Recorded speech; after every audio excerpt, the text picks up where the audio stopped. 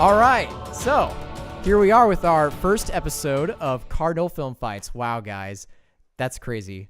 It's our first episode, so I'm pretty psyched. I hope everyone else is psyched. And let's get straight to it. I'm your judge and host, Stuart Elmore. I'm a junior MMP major and a TCOM minor. Right next to me, we have Morgan Fuller. Hi, I'm Morgan Fuller. I'm a junior here at Ball State University, and I'm a TCOM major and a screenwriting minor. Awesome. And right next to her, we have Colin Stites. Hi, my name is Colin Stites. I am a junior econ major. The stuff that everyone just assumes happens.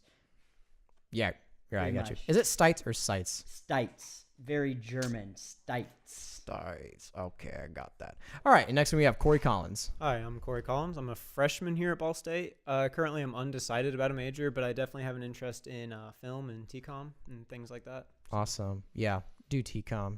Don't be a music major like me. Okay, so, and we have our fact checker, Vaughn Storm. I'm Vaughn Storm. I am a TCOM and entrepreneurship double major, and I'll be checking facts for you guys tonight. I forgot that you were a double major. That's insane. All right, and not on shot, we have our timekeeper, Nick Evans, who's keeping time with the buzzer, or bell, whatever. Okay, so you guys know the rules. I gave it all to you. We have a 30-second introduction with a 5-minute open forum and then a 60-second conclusion. Now, at the end of each conclusion, we'll have Vaughn to check the facts, and then I'll give a ruling. Now, our points are by ranking. So first place is going to get 3 points, second place gets 2 points, and third place gets 1 point. So is everyone clear on the rules right now? Yep. All right, then let's get right to it with our very first round.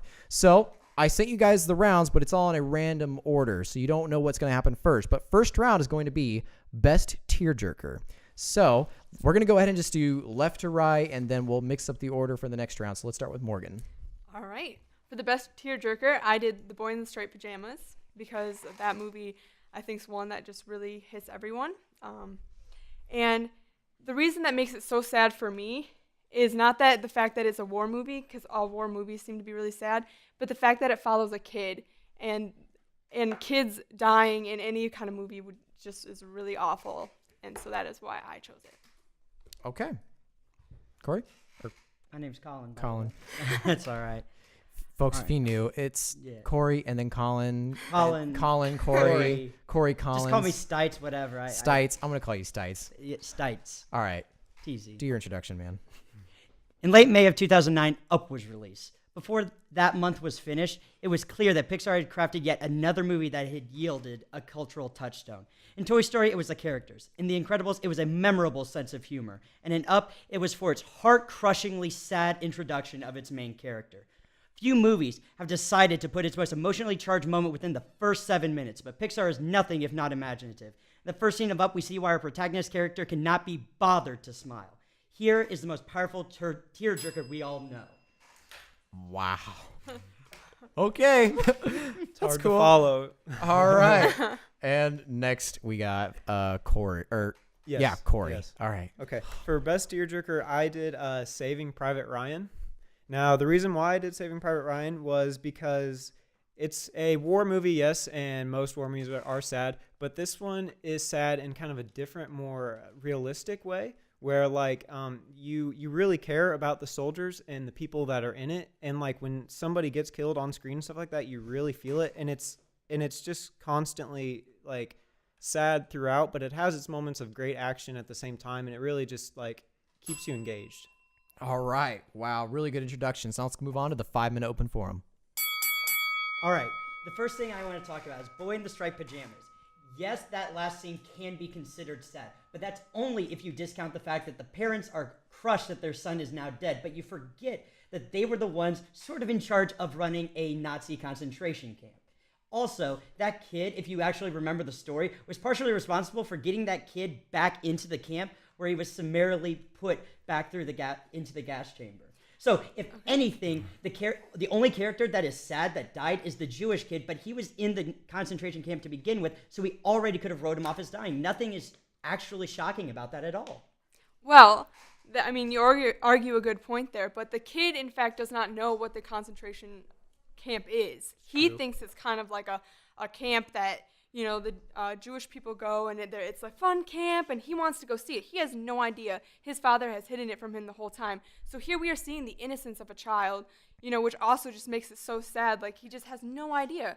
And so you're pretty much at the end, it's not the fact that his parents are sad about it. That's not what makes it sad. It's just sad in the fact that 2 kids are dying where they were seconds away from escaping. Well, they had that chance for escape. One of the reasons why I just didn't think that it was one of the best choices is because the movie doesn't have very many likable characters in it. Like, honestly, the only characters that you honestly even care about is the 2 young boys. Everybody else is kind of a dick. And I mean, you don't really meet too many other characters within the movie that aren't like Nazis or anything like that. And I just feel like the movie has such a simple plot, and it kind of forces you to feel sad in a way just because of their younger kids and stuff like that. It's kind of a cheap way of doing it. Almost. See, I don't think so. I think it's a new take on a war movie, because we see all these war movies like Saving Private Ryan, where that's what you see throughout the whole war movies. You see people die and you're connected to those characters. You said the only characters that you connect to in this movie are the kids,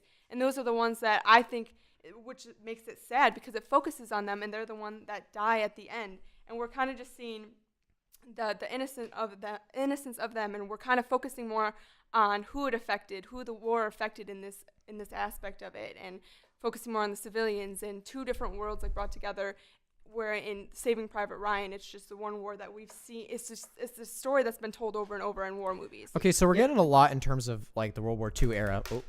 Awkward. World War II era sad, but I want to hear more about Up. So, whether you're supporting it or against it, I just want to hear more about it. Personally, I don't think we can ever discount the fact that if I go up to anyone and I say, have you seen Up? The first thing instantaneously that will come to their mind is, do you remember crying your eyes out after the beginning scene of that movie? It might not have won Best Picture, but if you take those 7 minutes and that introduction to the character and you edit the end a little bit better, you could easily have a short film that is just so soul-crushingly depressing that if you don't cry at that and you're ready to be emotionally invested into a film, I'm afraid you have no emotion. And coming from someone who, looking back at Boy in Striped Pajamas, I didn't cry because of all the Holocaust movies you choose Boy in the Striped Pajamas. Schindler's List is a better tearjerker of Holocaust movies. And to be fair, Up is a children's movie that immediately comes out of the gate and sets a tone that Pixar has not really set really in its history outside of, you look back at some great animated films. Bambi's the only one that gives you that shock value. Okay, so what do you two have to say against Up? But I think that Up is kind of an easy choice in the way that, like, Up, you could have replaced Up with any Pixar movie and it would have been kind of the same thing. They all kind of have the same sad plot that follows. Like you said, like Bambi, what Monsters Inc. even is sad at the end. It's like Finding Nemo is even sad. Any sort of Pixar movie can be considered a sad kind of movie, and I just don't think Up is much different than the rest of them. No, I totally agree with that. I do agree that it's a sad part. You've just got the sad at the beginning, and the rest of that is a fun-loving movie that Pixar's made. It's just a story that you follow, and it's loving, and you've got a little boy, and they bring in new characters. It is like every other Pixar film. I mean, it brings in that aspect of the sadness at the beginning. But if we're arguing the best tearjerker, that is not one. It's what Disney has brought out, what Pixar's brought out. But you're forgetting the great subplot is the fact that this kid, he couldn't have kids with his wife.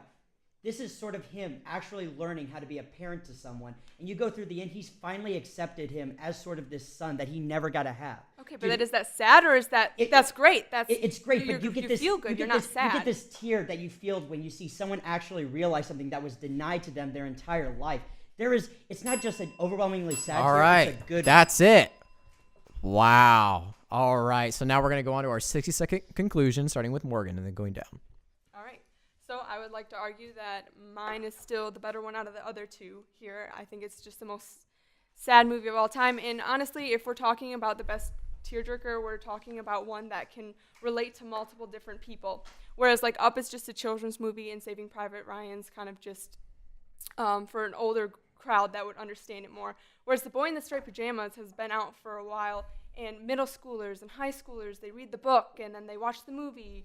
and you learn about World War II in high school, and you learn about it more in college. And then there's the war people that like it and the people who've been through wars. So it hits a wide variety of people. So I think that also affects more people, making it the most sad out of all the other two here.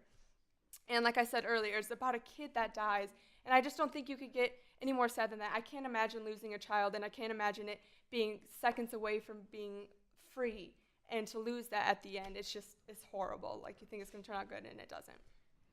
Okay. And Stites? As I've said before, The Boy in the Striped Pajamas has a ending that is sad only if you discount the fact that all the characters in that movie are morally reprehensible. Also, Schindler's List is a way better tearjerker and actually an accurate Holocaust film, whereas The Boy in the Striped Pajamas has been criticized by many Holocaust historians for being wildly inaccurate. Also, we go back to Saving Private Ryan. We didn't actually get a touch on it, but war movies are only sad when we're actually attached to the characters. Really, the only person we actually learn anything about is Captain Miller, and we have no really connection to his story as much as we care about him simply because he's on the screen for about 2 hours and 30 minutes. The medic was only somewhat developed when he died, and we only knew his behaviors. And Carpazzo, that is single-handedly the most ham-fisted death scene I've ever seen, with a letter from his dad that he can't send because it has blood on it. We never see him write this letter. We don't know anything about his dad or his connection. Saving Private Ryan has absolutely no connection, and war movies are ham-fisted enough with their deaths. They're basically 14-year-old wet dreams. Wow. Okay. Okay, now on to Corey. Okay, so the reason why still I think Saving Private Ryan is the best tearjerker is because it has a realism to it that you don't see in a lot of other war movies. Like in the opening scene, you feel so many different emotions within the first 30 minutes of the movie. The Omaha Beach scene, you see people, and they are kids too, just like in The Boy in the Striped Pajamas. I mean, they're obviously older, but I mean, still 19, 20-year-old kids getting shot and killed, screaming for their mom on screen and stuff like that. That has to make you feel something. Unlike Up, which could just be any sort of Pixar movie, and like it makes you feel like bad for these soldiers that are in it, and it's a more realistic take on war. And it has an amazing score by John Williams. It has amazing direction by Steven Spielberg. It's just, and you do learn more about yes, Tom Hanks' character, but also Matt Damon's character. You learn about his brothers that died, so you feel bad for him as well. And all the soldiers in the group, they have great chemistry together, and when one dies, you really feel the loss of that soldier. And I just think overall, it's just the best tearjerker film. All right. Wow. That was a sad round. I need to think more like in terms of like rounds are going to just get me down. But all right. So Vaughn, do we have any cleanup on that? Just Rotten Tomatoes scores, really. So Boy in the Striped Pajamas has a 63% on Rotten Tomatoes. Up has a 98%, and Saving Private Ryan has a 92%. That's all. Okay. So I don't want to drag this on too long. I believe I do have a ruling. So Stites, you get the first place point. So immediately right out the gate, I mean, I could tell you can guns a-blazing. And one thing too that I want to point out is you're being very strategic in how to debate and trying to talk over your guys. So just a little hint, you know, when he keeps on going, interrupt him and get in there and just try to like get him off course, because like if it's like 5 minutes and he takes up 3 minutes talking, I'm not going to stop him, because that's part of the debate process and how you can just be the center of attention. And that's really how it goes. So Stites, I just think you did the best job in doing that. And you had the better points to throw out with Corey and Private Ryan. You know, there just wasn't enough connection with all the characters, and just Miller and Ryan. You did support that opinion where we did get to know Ryan a little bit more. But other than that, there was really no other characters that we really cared about.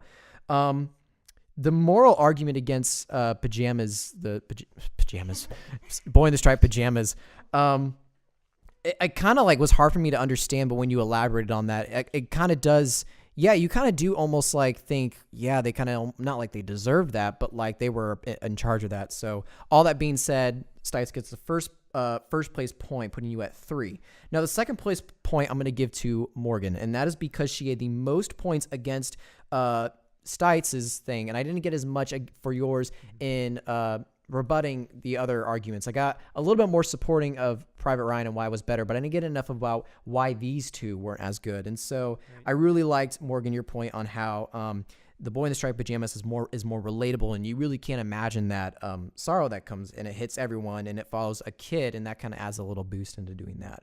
So Stites gets 3, Morgan has 2, and then Corey, you have 1. So that's our first round. All right, so let's move on to round 2. Now, this one is going to be pretty interesting.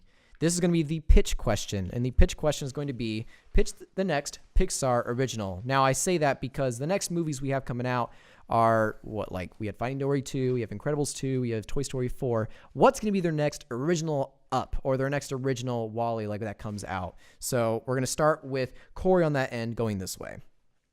Okay.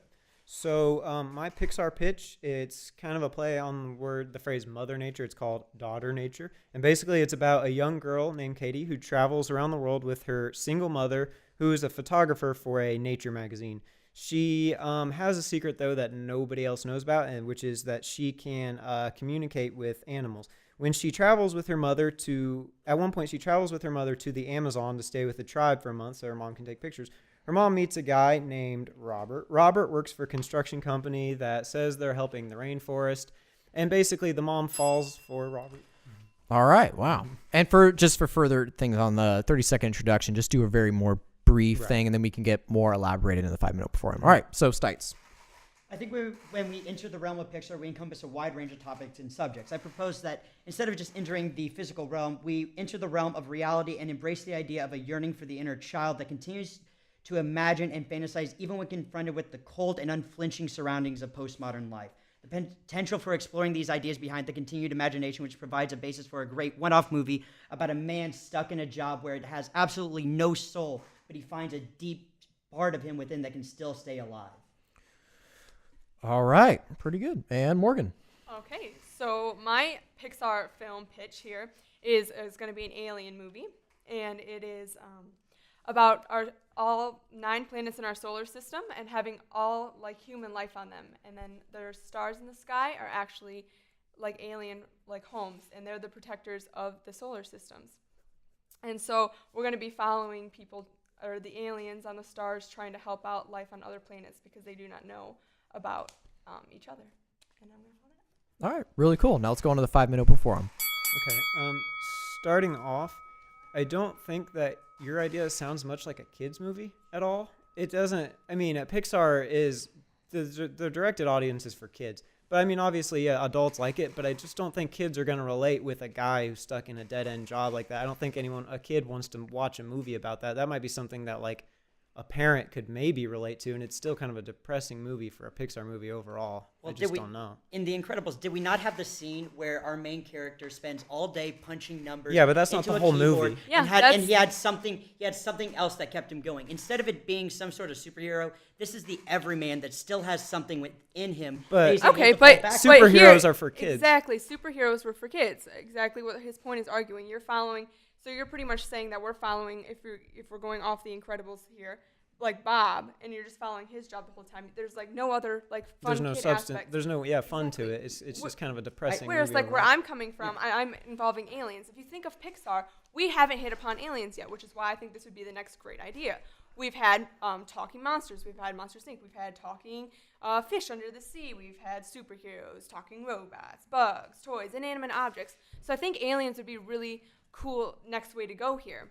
And so I think that would be relatable to the kids. The reason why I think that mine would work is just because it's about a daughter who is with a single mother. So right off the bat, I think kids with only one parent can understand that pretty well. They travel around the world, so that could be relatable to kids who have to move around. And then it has the fun aspect of where she can talk to animals. And what they're trying to do is save the rainforest from this guy who is out in this living with this tribe that they meet, because he owns a construction company and destroys it. So that's where the fun can come in, where the girl works with these animals to try to stop the deforestation of the rainforest. It also has an environmental aspect to it. So it has everything that you would really need, I think, to make a successful kids movie. Yeah, and mine over here goes off of I didn't get to it in my pitch, but I'm going to be dealing with real world problems. The 9 planets don't know about each other, but Earth and Mars in the middle, they figure out about life on each other, and about each other, and they're struggling with different problems. Where Earth's struggling with pollution, and Mars is struggling. Well, what are you going to crops. focus on in the movie? Who's going to be the main character then, if you have so many planets and whatnot? What the thing is going to be is the antagonists are going to be 2 different stars, families. So there's going to be Sirius and Polaris, and they're each watch over each planet. So one has Earth and one has Mars, and they want to be able to help life on Earth and Mars, and then they combine. but Do you think that this can be too convoluted? But I don't- For I also a kid to don't- I don't follow? think so. I think that there's going to be like a lot of action, and it's going to be fun with like aliens, and it's talking about like real world problems, and you can get into a lot like deeper aspect of it where you don't need to make it that deep. You bring in the characters, and it's different because you're talking about something that's completely real, like pollution and crop problems, but you're also bringing in that fun aspect. Which of mine aliens has that that kids too, can but it has the understand. relatable aspect as well. But I feel like in the end, what you're pitching me is something that is very fun, but has absolutely no depth that I feel like Pixar movies strive for in every single attempt. Yeah, I Where's- don't do we- think where's there's the a no, focus what do you mean no point. depth? What Like, I don't what do we understand. look at in Toy Story? Do we just see a bunch of toys going around on some stupid adventure, or do we see some kid who obviously is trying to find something?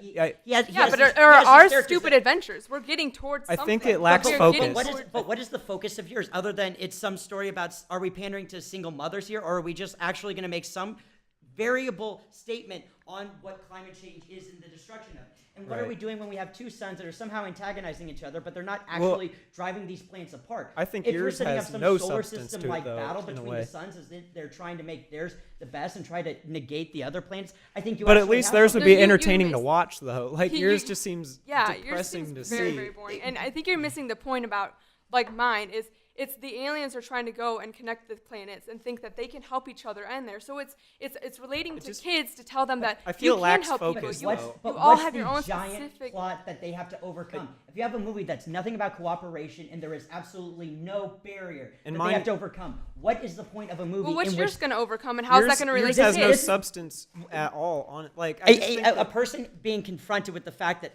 what their job is nothing, but in the mind, he's able to create vivid landscapes of creative imagination where he can do whatever he wants. He is able to escape from himself for whatever it takes, whether it's his 5-minute coffee But- break or it's his 15-minute But lunch. how does that make a feature-length film? And out for of you that? can- kids, like there's no fun aspect about it. Like I just think it that just doesn't make any sense. I Like just it's, think that mine has the most complete Pixar formula to it, and I tried to follow the Pixar. But when do formula. they want to follow the formula all the time? Whew, wow. Okay. That got bloody. All right, I'm going to start with Morgan and then go this way for the conclusions. okay. All right, so I think mine's the best Pixar film pitch here because I think it is relatable. It dealing with problems that have like pollution and crops, and it's about different planets that you think are going against each other. They're going to help each other, and that's just something that in our day and age right now, those are problems that we're struggling with, and kids are growing up seeing these things and they don't know what to do. And this like film goes into depth with that, showing that we can work together and we can do this stuff. But you're also bringing in the aspect of the aliens and the protectors, which aliens would be a perfect place to go for Pixar next because we haven't done that. And I think kids would love that part, but they're also getting the in-depth part that I'm trying to get them to learn. And I think it's just much better than following a guy at work and the environment, because I don't think I completely understand your pitch over there. But I just think that mine would just be the best way to go if we're pitching for Pixar next. Okay. And Stites next. As we know with movies like Inside Out, there is ways you can cope with the ability to have an outside world separate from the inside world. With the ability to see that movies like Inside Out can show a regular mundane life, but still have something else. There is room to show that adults, even when you grow up, you can still be a kid. And you can still have the vivid imagination that allows you to live your life to the fullest, even if on the outside it looks like there is absolutely nothing there. And I think there is something to be said for the fact that Pixar likes to have a grand story that has some sort of a motivation. You don't have to simply be a kid to have the ability to dream. With this, it isn't necessarily what you do, it's what you think you are. There is something for the ability to imagine yourself being greater than you are and have it be a delusion, and another for it to be your escape, your savior. That is what I think that my movie could do, and it provides something that actually has something to overcome, whereas these are just cooperation. Okay. And Corey. Okay. And while I agree that both of your movie pitches could be interesting ideas, I just think that they need to be fleshed out more. I think the one about the aliens lacks focus in a way, and I feel like it could get too convoluted. And then the one about the guy, I just think that Pixar is directed for kids, and it's just not a kids movie. You don't see Pixar movies where it's just focused on one guy, an older person. Usually it has kids in it so kids can actually relate. Like mine is about a girl who is struggling with things like moving around. She's with her single mom. But she can talk to animals, so it has the whole fun aspect, like I said. And her and the animals have to work together to try to stop this company from destroying the rainforest, so it has the whole environmental aspect too. And so I just think that overall mine would be the most relatable, not necessarily realistic, but focused, where it has the most substance to it, and enough plot points where you could actually make a feature-length film. Oh, wow, that's hard. Okay, Vaughn, any facts? No. Okay. Yours is Wild Thornberries. Yours is like have you seen The Paper Man? It's like I think it's a Pixar short. It could just be a Walt Disney short. Yours is probably the only original idea, but all of you guys had very good arguments against where it wasn't that focused enough. And I guess you were trying to build up of what it was kind of focusing on, how there are two suns, alien civilizations trying to combine the solar system together. But, even listening to that, I was like, no, I'm not sure. Even I'm kind of confused listening to that. So right there was a good point that I had. With that being said, the person who had the most points supporting their pitch and had the most points against the others was Corey. So Corey's going to get the first place 3 points.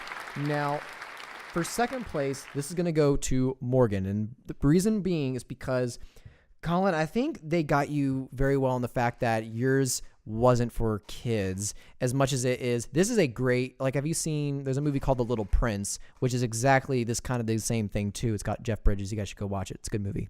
And even that movie, I watch it. It's animated. It's got a kid in it.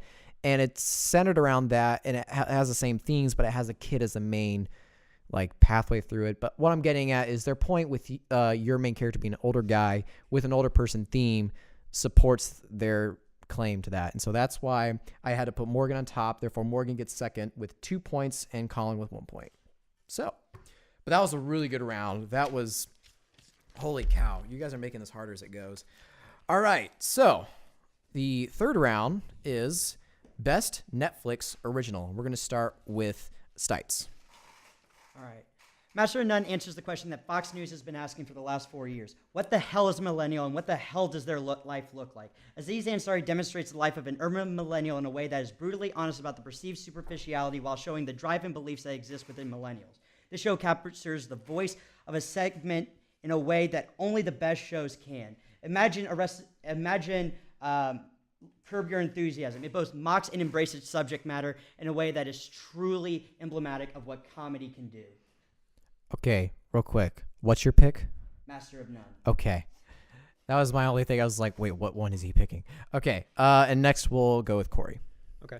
So my pick for Best Netflix Original was Daredevil, which the reason why I picked it is because it's a Marvel a Marvel concept, but it's a lot different than the Marvel movies and everything like that, in a way that Daredevil is not this huge superhero like Thor or Iron Man. He only cares about protecting his corner of New York, Hell's Kitchen. So it's more realistic in a way. It's more gritty. It has great direction. I mean, on the first season, second episode, there's a 3-minute just one shot of a fight going on, and it just has great cinematography. And yeah. All right, let's move on to the open forum, guys. Oh, wait. No. She didn't do hers. Oh. Yeah, let Morgan go. Rules. Okay. Morgan, your introduction. That was so bad. Okay. Oh, well, thank you for letting me go.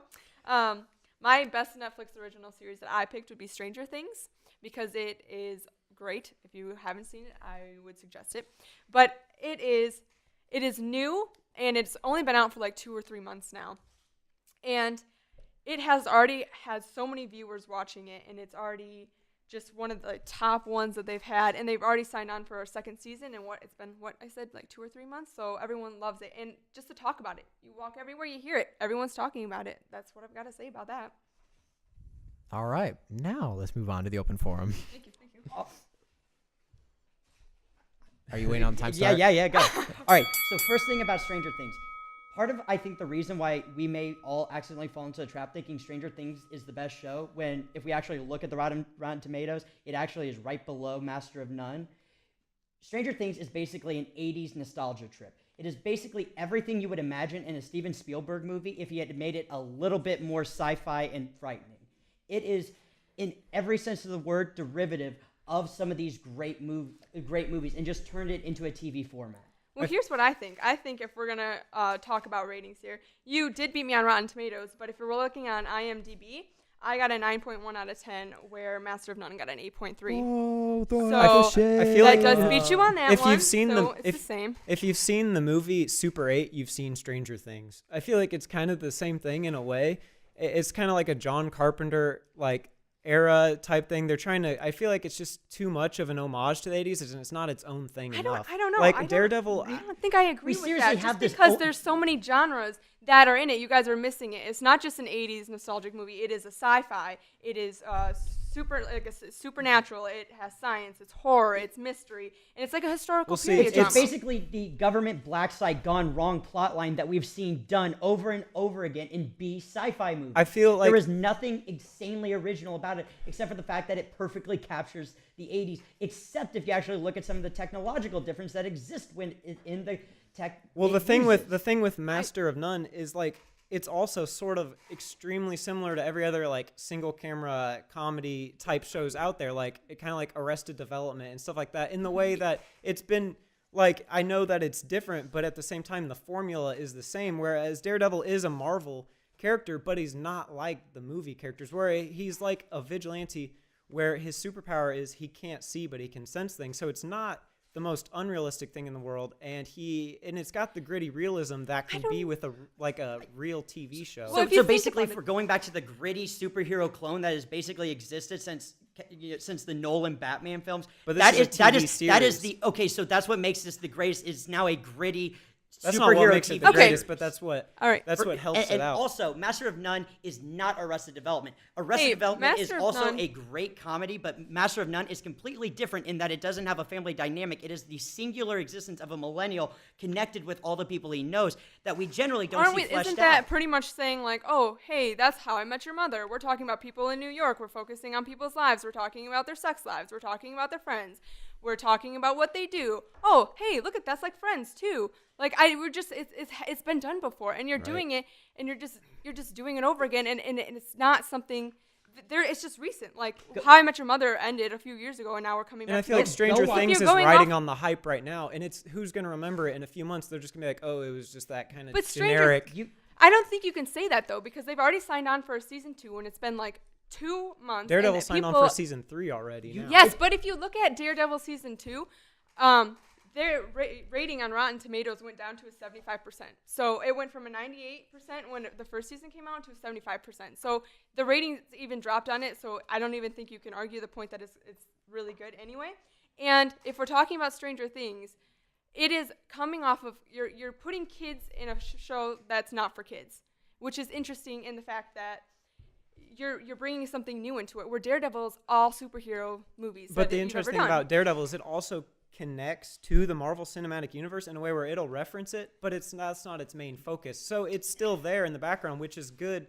Like it plays to its fans. So like the fans will be like, oh, that's cool, and it's filled with Easter eggs. So if you're a comic book fan, and if you enjoy the genre, you'll definitely appreciate Daredevil. If you want to go watch a really good superhero show on TV, go watch Green Arrow on CW. All right, you don't I've need seen Daredevil as well. Arrow also, died. Then I don't think also, you need we Master look of at- None. We look at all right. Who just won the Emmy for writing on the episode Parenting? Aziz Ansari and his co-writer on that episode. They wrote Honestly, it, they got it for who comedy talks about because it's Master of funny. None though? I've never even heard You of it. tell me that there is not an episode that better encapsulates the ability of second generation children, well, whatever you would call it, the children of immigrants that have come to this country and how they have adapted, and their parents still live in a different age and a different mindset. I feel it's not only Aziz capturing the Ansari, millennial mindset, it's capturing the mindset plays of on someone being who Indian lives too in an much. immigrant atmosphere, as they have adapted, and their parents are still in a different time. They're still in a different frame of mind. This is not another Friends. This But isn't here- How I Met Your Mother, some really hammy show about just a whole group of friends. This is one man coming to grips with how he has treated his friends, here's how the he thing. has treated the people around Master him of in None. this Who new world that has he lives heard of? on. Who actually talks about Master of None outside People of that this? know their No shit. one Okay, does. guys. Okay. Wow, that got really heated pretty fast. Okay, so now let's start with the stites on the conclusion. Daredevil is a decent show, but is more of a clone of a superhero trend. Its quality is the only differentiating factor it has, if you want to call it that. Honestly, the only reason we think it's so good is that the Daredevil movie was so fucking terrible. It makes The Room seem like a Best Picture contender. Stranger Things is basically just a derivative of the 80s. It is nothing if not a nostalgia trip, and honestly, Master of None is a better encapsulation of this period than Stranger Things is of the 80s.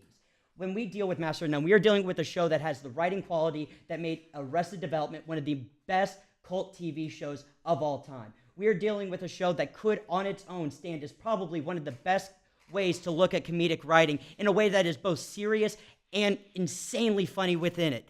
We're dealing with Aziz Ansari at the height of his comedic prowess, and this show is not only just a comedic show that is powerful, but it also deals with all the drama and all the issues that face someone who is coming to grips with the new life that their parents didn't get to live.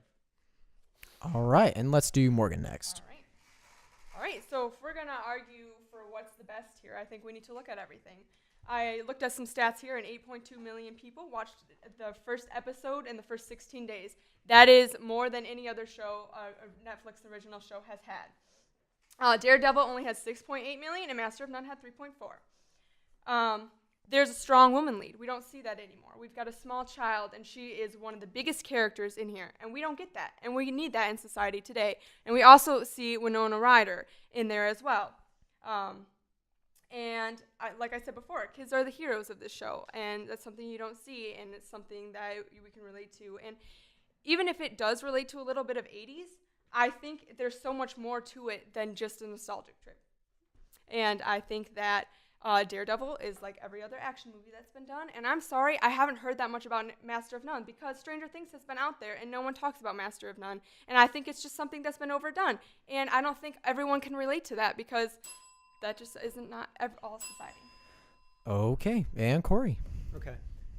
The reason why I just think Daredevil is so much better, and yeah, you could say that the reason why everyone likes it now is because the movie was so shitty, but because the movie was so bad, they had big shoes to fill. They really had to come up with something brand new. They were definitely taking a risk on making this TV series. It has great direction. Charlie Cox, he plays the character so well. And it does also have a strong female lead. Season 2 has Elektra in it, and she's great in it. She's a powerful character. She doesn't rely on any man or anything like that. It has characters that you care about, and I love how it subtly ties into the Marvel Cinematic Universe, but it's easily accessible to new viewers too of Marvel too. So even if you don't know much about comics, you can come into Daredevil brand new, and you'll still feel like you understand what everything else is going on. And it's more reality focus, and it has the drama aspects to it that can make a great TV series, as where like Stranger Things and Master of None, they're just sort of generic in a way. Wow. Okay, I'm really nervous for this one. Vaughn, any cleanup? All of the stats and whatnot that the debaters pointed out that I caught checked out, so no discrepancies there. Rotten Tomatoes ratings. Stranger Things has a 95%, Master of None has a 100%, and Daredevil has an 86%. Okay. Wow. I seriously, this is really hard. And it's hard because I haven't really decided yet. I'm still trying to gather all the facts and opinions. Here's the biggest issue. Your two main arguments against Stranger Things was the 80s nostalgia, and I think when Morgan kind of countered that, where it's more than just that, she kind of overcame that argument better, and I had nothing else against it. You didn't go beyond the 80s nostalgia to take down Stranger Things, and so but I have 3 arrows pointing over to Morgan's, but it all is just 80s nostalgia, derivative movies, and I'm the derivative movies is a good point, but the main argument being that it's just 80s nostalgia that people are thriving on. She kind of overcame that. The How I Met Your Mother point was a pretty good towards a Master of None, but and Corey, you did defend Daredevil well when you said because the movie was just bad, but that meant that they had to do really good on it. So, God, this is just so hard. I gotta make the right decision. I think I'm going to give Morgan the first place point, and Colin with the second place, and then Corey with the third place. So just going it all around, I thought that Morgan overcame the rebuttals on why Stranger Things was like a hash off of other movies or 80s nostalgia, and I didn't get any more arguments against her on that. And then she has like a whole list of why hers is amazing, how it's got a female lead, children are the heroes. And so by that alone, I got to give Morgan just the 3 points. And then Stites, you did a very good job going back and forth on why yours is like transcending just like the overall idea of like the sitcom or like the comedy. And with Aziz Ansari getting the Emmy, which I think that was just on Sunday. Literally just recently. Good call. Heavily that was just a good call on that. So that's a well-deserved 2 points. And then, but Corey, don't worry. You know, you're not out of it yet. You had a very, very good points, but I just thought those other guys had good points as well. Okay, which then brings us to round 4. Now, I put in the email and haven't clarified yet that the last round is a double or nothing. So really, it is anyone's game. All right, best animated series. Now we're going to start with Corey on that end going this way on introductions. Okay, so for my best animated series, I chose to do South Park. And the main reasons why is because it's been around since 1997. It has its own feature-length film that even grossed $83.1 million. It's coming up on 20 seasons now, which is amazing. And it's just like it's such a controversial show. It's always brought up. It's always being talked about because it really pushes the boundaries of what can and should be said on TV. And I really just think that South Park is a good show. Okay, now let's go to Stites next. Dan Harmon is our new overlord, and Justin Roiland is the blaring voice over the loudspeakers as we declare our allegiance to our existential Lord Rick Sanchez. Rick and Morty is one of the most critically adored shows and cult shows, thanks in part to Dan Harmon, who's one of the best TV minds out there. It perfectly blends an understanding of tropes and existentialist philosophy into a show that plays out like a fever dream of Camus and Lovecraft's love child. While the show is just entering its 3rd season, it's already cemented its reputation as one of the most interesting animated show out there, and in only one of the infinite dimensions that we can think of. Wow. Okay, and Morgan. All right. I didn't forget you this time, so good. Yeah, sorry. All right. For my best animated series, I chose Avatar: The Last Airbender because the best show ever, right? What I have to say about that is it's great. There's so much stuff that has come off about it throughout the years. It's a diverse show. It's got strong female leads. I'm always going to argue that point because it's great and we need that in society today. It has been nominated and won a lot of awards. It plays with different genres and different cultures, which is something great to see, and it's lasted this long and people still talk about it. Okay, let's open up to a 5-minute open forum. All right, if the first point you wanted to make is that it has strong female leads, why didn't you choose Legend of Korra? Avatar: The Last Airbender is the Avatar: The Last Airbender series. This isn't Avatar the canon. This isn't the extended stories and the spin-off, which Legend of Korra is a great show. But Avatar: The Last Airbender is 61 episodes, and when we think of the first season, there were some duds. Do I need to mention The Great Divide? Probably one of the most pointless episodes of television ever made, and this was in one of the best shows ever. I did not choose Legend of Korra because I'm not arguing just for a strong female lead. I'm arguing for what is the best. And I think Avatar: The Last Airbender has got a lot more enough than Korra has. I just don't think Avatar has enough substance. Like, you don't get to know the characters enough because it only has 3 seasons to it. And I just think also the reputation was also in a way soiled by the horrible movie that came out by it. Okay, well, if we're going to talk about the movie, I agree that the movie, everyone thought the movie was not bad. It did not rate even very well on Rotten But South Tomatoes. Park had a great movie that came out. But it was something that they tried for. They tried for going back and taking the actual culture of it and doing something with it. And it didn't work. Okay, but movie, South Park here is not everyone can enjoy it. South Park is rated for people up if it's 14 and up. Well, that's its target audience. It's not trying to please everybody. It's trying to please people who want to see I don't think the it's show. something that you could relate to all the time. They have one theme per show, and then that's it. It picks up on current events because the episodes can be made so shortly. It can comment on things that just happened a week ago, which is the great thing about South Park. So South Park, if we want to look at it historically, its first 10 seasons were pretty consistent. Afterwards, it devolves into a shit show that involves some of the most unnecessary episodes of television that we can find. It may have lasted so far for 19 seasons, going on 20, and as long as Comedy Central seems to want to renew it. But if we can honestly look at it, it had about a 7-year stretch where maybe if you forgot that show was on the air, you didn't actually miss anything. But that the is thing not the is- mark of a show that is truly the best show out there. If you can forget it for 5 It's years got 20 and you miss seasons absolutely because nothing. it's got 20 seasons because it's a good show. They're not going to keep renewing a horrible show. Like, It got renewed because it was Comedy Central's cash cow, and it doesn't. and why is it a cash cow? Because people went off of its past success. That's the same thing that's Then going on with The they would Simpsons stop right watching now. it. All right, they so if didn't we're enjoy it. talking You look at it- about you look like at its how many numbers. series or how many episodes have come out, and you guys said that my show only had 3 seasons. Well, that is because if you're looking at it, there are 4 elements that we're going off of, and they were going off of the 3 elements that Aang needed to still learn. So there, they only had 3 seasons, and they did great with them.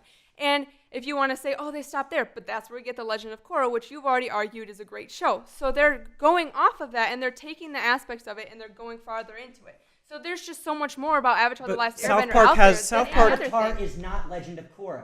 We're not talking about the Avatar series. If you had chose the entire Avatar series and related spin-offs, you would have an argument that we need to start considering Korra. You look at Rick and Morty. What else does Rick and Morty have besides the show? Rick and Morty actually now has a mobile game. It is now going into South Park it has is now going into- numerous games. 2 So- games Okay, just only came out Avatar: The last Last year Airbender. on only PlayStation South 4. Park: The Stick of Truth and the new game coming up were actually playable and enjoyable. You go and tell me that PlayStation Okay. game driving was actually But is a worthy mobile to game look at. considered even like a game It for is serious the- gamers? It is a literal port and perfect parody of Pokemon. So don't you step in here and say that they didn't understand the trope of Pokemon and JRPG Pokemon-like games. Okay. They understand their shit But better these than South Park games Park are understands big it. budget actual games based off of the show because the show has so many characters that it can put in.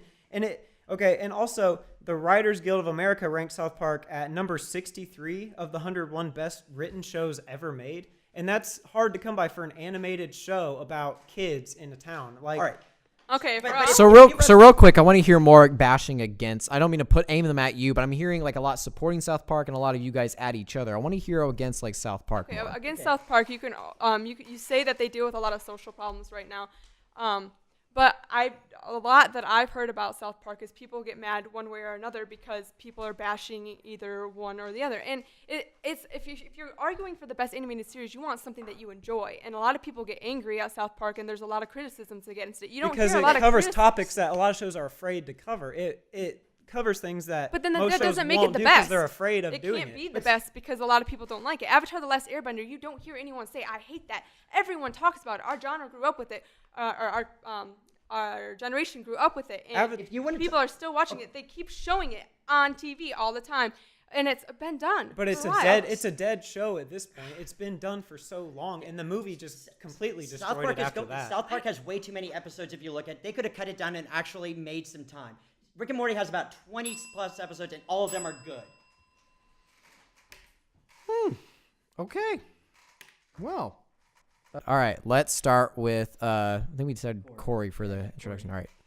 I'm going, okay. Yeah. Yeah. So the main reason, because I think that South Park gets criticism, is because people get offended by it. And the reason why they get offended by it is because it covers things that a lot of people are afraid to talk about. So it creates a lot of great conversations that people can have. And a lot of the episodes, may seem silly or weird, but they all have a lot of deeper meanings. Like there's an episode about religion and atheism and stuff like that, and it just delves so much deeper than what is on the surface. It even like upset Tom Cruise for calling him gay in an episode and for bashing Scientology. And I just think that a lot of shows wouldn't take that risk for fear of being ridiculed and not watched anymore. But obviously that hasn't affected South Park because its fan base is so strong that it's going on 20 seasons now. And since it's been around since 1997, within the first 8 episodes, it was the most successful show in Comedy Central's history. So that's obviously a sign that it's such a strong show and that people still watch it today. The new season's coming out within a few weeks, I think. All right. All right, send it to me. Yep. You can South Park has persisted for a long time. That is true. Yes, it may have been the most successful show in the early part of Comedy Central's history, but think about early Comedy Central. It only had to go up. Also, we look at South Park and we realize that it dates itself at every moment in time. Every episode is caught within its own sphere, and it realistically, unless they are on point with every bit of satire that they throw out there, you can easily not know what they're talking about in 5 years. For a show that's lasted over 19, going on 20, that's a pretty terrible record. Rick and Morty has only lasted 2 seasons. You look at every episode in that series, and only one episode really stands out as not being perfect, and that's the Cromulent episode that still taught us to get swifty. Also, we look at Avatar. Avatar is great as its own thing, but you're restricting yourself too much with that. Rick and Morty has only the way to go forward. It can last for 3, 4, 5 seasons. If you look at the track record of Dan Harmon going into TV tropes, he understands everything he talks about way better than Trey Parker and Matt Stone, and there's nothing you can do to say otherwise. Okay, and Morgan. All right. Well, I'm going to argue my point, obviously, of Avatar: The Last Airbender. I'm going to say that it has different cultures.